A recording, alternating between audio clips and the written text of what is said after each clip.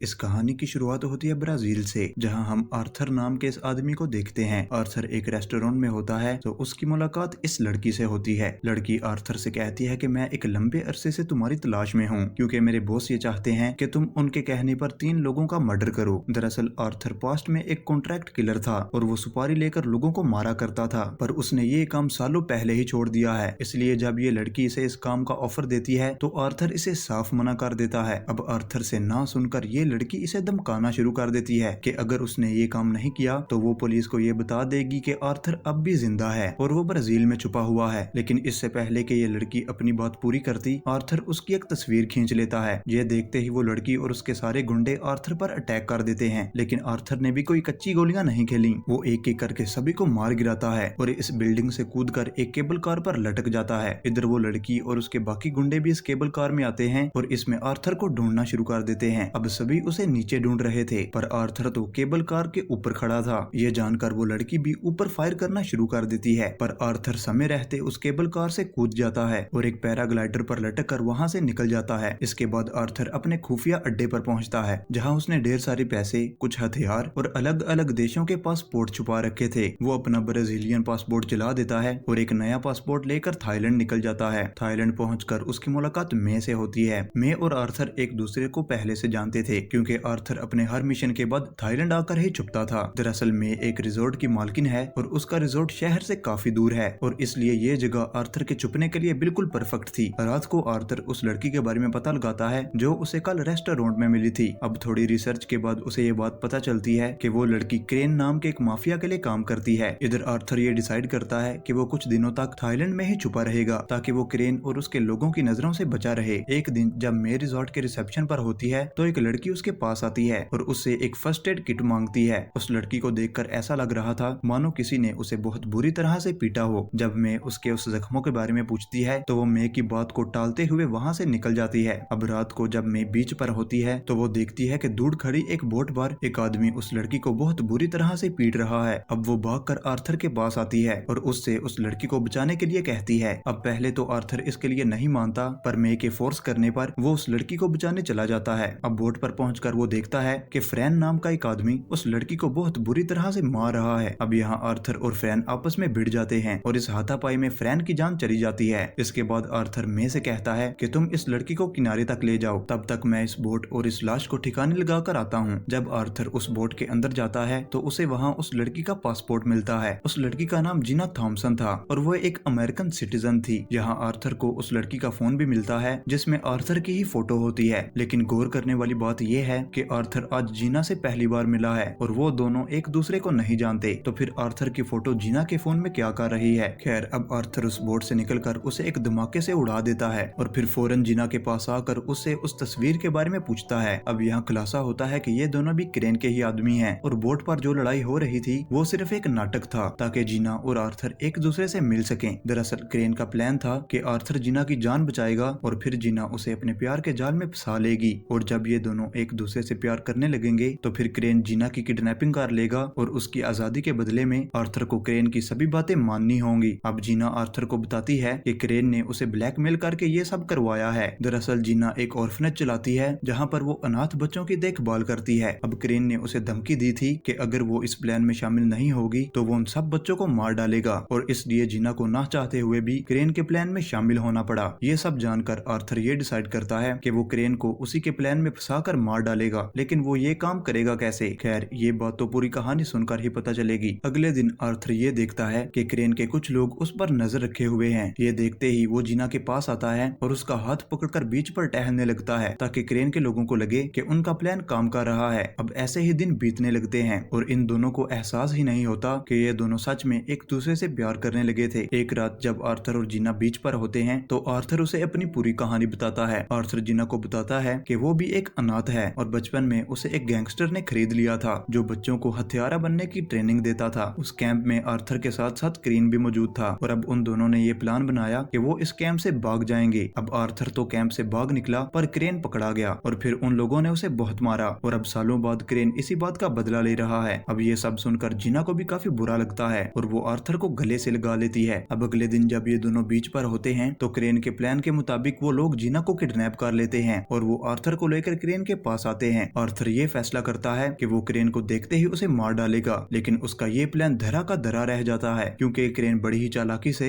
उसे एक ऐसे चेयर पर बिठा देता है जिसके नीचे बॉम्ब लगा है। और अब अगर आर्थर ने इस चेयर से उठने की कोशिश की तो फिर अब क्रेन आर्थर से कहता है कि अगर तुम्हें जीना को जिंदा देखना है तो मेरे बताए इन 3 लोगों को मार दो। हर मिशन को पूरा करने के बाद तुम जीना से वीडियो कॉल पर बात कर पाओगे। अब आर्थर को ना चाहते हुए भी क्रेन की बात माननी पड़ती है क्योंकि अगर उसने ऐसा नहीं किया तो क्रेन जीना को मारने में जरा सी भी देरी नहीं करेगा। इसके बाद क्रेन आर्थर को एक ट्रैकर और पहले टारगेट की फोटो देता है। आर्थर के पहले टारगेट का नाम था क्रिल, जो कि अफ्रीका का सबसे बड़ा हत्यारा है और फिलहाल वो मलेशिया के पंजारा जेल में बंद है। ये जेल समुद्र के बीचों बीच बनी है और इसकी दीवारें लगभग 100 फीट ऊंची हैं। इस खतरनाक जेल से कोई भी कैदी भाग नहीं सकता और अगर किसी कैदी ने हिम्मत करके पानी में छलांग लगा भी दी तो उसे शख्स का खाना बनने में देरी नहीं लगेगी। इसके बाद आर्थर मलेशिया आता है और अपने मिशन की प्लानिंग में लग जाता है। इसी दौरान उसे ये बात पता चलती है कि इस जेल में सिर्फ मोस्ट वांटेड अपराधियों को रखा जाता है। इसीलिए आर्थर मलेशिया के मोस्ट वांटेड लोगों की लिस्ट निकालता है और उनमें से एक अपराधी को चूज करता है जिसके फेस पर एक डाइस का टैटू बना हुआ होता है। यहाँ आर्थर भी अपने चेहरे पर वही टैटू बना लेता है ताकि वो उस अपराधी के हुलियों को मैच कर सके। इसके बाद वो मार्केट जाता है ताकि वो मिशन में लगने वाली चीजों को खरीद सके। सबसे पहले वो एक लोकल गुंडे से मिलता है और उससे बॉम्ब बनाने का सामान ले लेता है। इसके बाद वो एक खास क्रीम खरीदता है जिसे लगाने से शख्स उसके नजदीक नहीं आएंगी। इसके बाद आर्थर अपने अड्डे पर आता है और एक खास किस्म का बॉम्ब बनाता है जो देखने से एक आम च्युइंगम लगती है। अगले दिन वो अपना नया हुलिया लिए शहर में घूमने लगता है और पुलिस उसे वो वांटेड अपराधी समझकर गिरफ्तार कर लेती है। इसके बाद आर्थर को उसी जेल में लाया जाता है जहाँ क्रिल पहले से ही मौजूद है। जेल में आकर आर्थर देखता है कि क्रिल के बॉडीगार्ड्स हमेशा उसके साथ रहते हैं क्योंकि इस जेल में उस पर कई जानलेवा हमले हो चुके हैं। यहाँ एक साथी कैदी आर्थर को बताता है कि आज क्रिल पर फिर से एक जानलेवा अटैक होने वाला है, लेकिन इस बार जब क्रिल पर अटैक होता है तो आर्थर उसे बचा लेता है। ये देखकर क्रिल काफी खुश होता है और आर्थर को अपने साथ डिनर पर बुलाता है। जब आर्थर खाने पर पहुंचता है कि क्रिल पूरे कमरे में अकेला है और मौका पाते ही वो उस पर अटैक कर देता है और उसका गला दबाकर उसे जान से मार डालता है। इसके बाद वो क्रिल के सूप में जहर मिलाता है ताकि सबको ऐसा लगे कि उसकी मौत कोई मर्डर नहीं बल्कि एक एक्सीडेंट था। इसके बाद वो जेल की दीवार के पास आता है और एक छेद में बारूद भरकर उसे जला देता है। फिर वो उस ट्रैकर को निगलता है और अपनी बॉडी पर वो क्रीम लगाता है ताकि शार्क्स उससे दूर रहें। बारूद के फटने से वो दीवार टूट जाती है और आर्थर वहाँ से निकलकर पानी में कूद जाता है। इस जेल की थोड़ी ही दूरी पर क्रेन की टीम मौजूद थी और अब उन्होंने आर्थर के ट्रैकर की मदद से उसे पानी से बाहर निकाल लिया। अब ऊपर आते ही उसने सबसे पहले जीना को कॉल किया और उसे सही सलामत देकर उसकी जान में जान आई। यहाँ क्रेन ने आर्थर को बताया कि अगले टारगेट को मारने के लिए उसके पास सिर्फ 36 घंटों का वक्त है। आर्थर के अगले टारगेट का नाम था एड्रियन, जो कि ऑस्ट्रेलिया में एक 58 फ्लोर वाली बिल्डिंग के टॉप फ्लोर पर रहता है। उसकी बिल्डिंग के सभी शीशे बुलेट प्रूफ हैं और उसकी सिक्योरिटी के लिए उसके चारों तरफ गार्ड्स तैनात रहते हैं। लेकिन उसने अपनी बिल्डिंग के बाहर एक ओपन पूल बनवाया है जहां वो हर सुबह स्विमिंग करने आता है। अब आर्थर भी इस बात को नोटिस कर लेता है और वो डिसाइड करता है कि वो एड्रियन को इस पूल के जरिए ही मारेगा। अब सबसे पहले आर्थर एक ब्रोकर से मिलता है और एड्रियन के नीचे वाले फ्लैट का खरीदार बनकर उस फ्लैट को देखने चला जाता है। यहाँ आर्थर उस फ्लैट की चाबी की एक फोटो क्लिक कर लेता है ताकि वो उसकी एक डुप्लीकेट चाबी बना सके।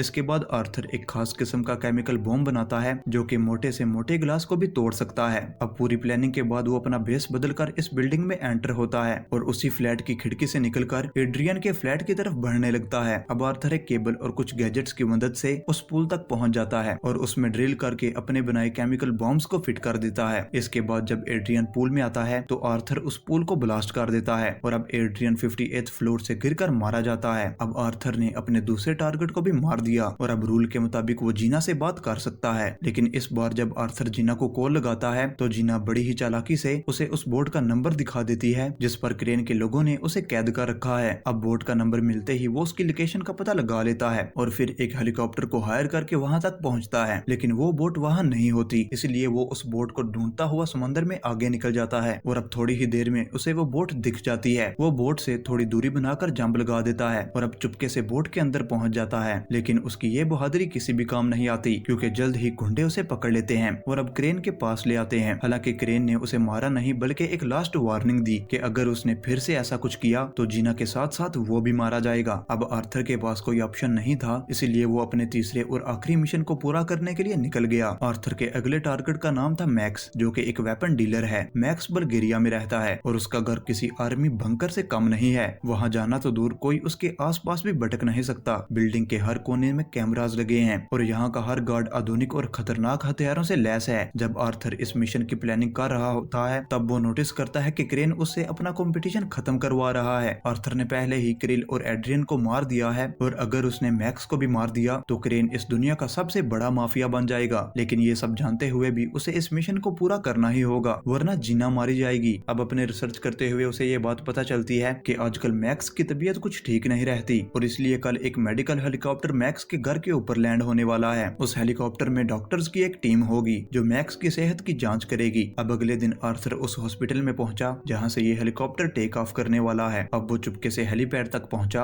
और हेलीकॉप्टर के लगेज कंपार्टमेंट में छुप गया। जब डॉक्टर्स की टीम मैक्स के घर पर पहुंची तो उनके साथ साथ आर्थर भी वहां पहुंच गया। बिल्डिंग में एंटर होते ही उसने सभी कैमरास को जाम कर दिया ताकि गार्ड्स को कुछ भी दिखाई ना दे। कैमरास के बंद होते ही मैक्स को एक सेफ रूम में लाया गया ताकि उसे इस हमले से बचाया जा सके। लेकिन आर्थर तो पहले से ही उसी सेफ रूम में मौजूद था। दरअसल वो बिल्डिंग में बने एसी विंड्स की मदद से उस कमरे तक पहुंच गया था। यहाँ मैक्स को लगा कि अब आर्थर उसे मार डालेगा, लेकिन उसने ऐसा नहीं किया। लेकिन उसने उसे क्रेन का पूरा प्लान बताया कि कैसे वो सभी को मारकर दुनिया का सबसे बड़ा माफिया बनना चाहता है। अब आर्थर ने मैक्स को कहा कि अगर हम दोनों मिलकर क्रेन को ही मार दें तो तुम दुनिया के सबसे बड़े माफिया बन जाओगे। अब मैक्स को भी ये डील पसंद आ गई और फिर इन दोनों ने एक प्लान बनाया कि वो दोनों मैक्स की मौत का झूठा नाटक करेंगे और जब क्रेन के लोग मैक्स की लाश को देखने आएंगे तो उस वक्त क्रेन योट पर अकेला होगा और तब उसे मारना कोई बड़ी बात नहीं होगी। अब प्लान के मुताबिक आर्थर एक धमाका करता है जिससे मैक्स पानी में गिर जाता है और फिर वो मैक्स को पानी के रास्ते एक बीच पर ले आता है। इसके बाद वो क्रेन को कॉल करता है और उसे बताता है कि मैक्स की लाश उसकी सबमरीन में पड़ी है। ये सुनकर क्रेन अपने लोगों को मैक्स की लाश ढूंढने के लिए भेज देता है। इधर दूसरी तरफ आर्थर ने उनके स्वागत का पूरा इंतजाम कर रखा था। उसने हर दरवाजे पर बॉम्ब और ऑटोमेटिक गन्स लगा रखी थी। अब जैसे ही क्रेन के लोग यहाँ पर पहुँचते हैं आर्थर उन सभी पर पागलों की तरह गोलियां बरसाने लग जाता है। इधर क्रेन भी अपने कैमरास की मदद से ये सब देख लेता है और वो ये समझ जाता है कि आर्थर ने उसे धोखा दिया है। इधर आर्थर भी उस बोट की तरफ निकल जाता है और वहाँ पहुंचकर क्रेन के बचे कुछ लोगों को भी मार डालता है। अब क्रेन ये सब देखकर काफी घबरा जाता है और इसीलिए वो जीना को एक कमरे में बंद कर देता है। इसके बाद वो बोट में लगे बॉम्ब्स को एक्टिवेट करता है और खुद वहाँ से निकलने लगता है। लेकिन इससे पहले कि क्रेन यहाँ से भाग पाता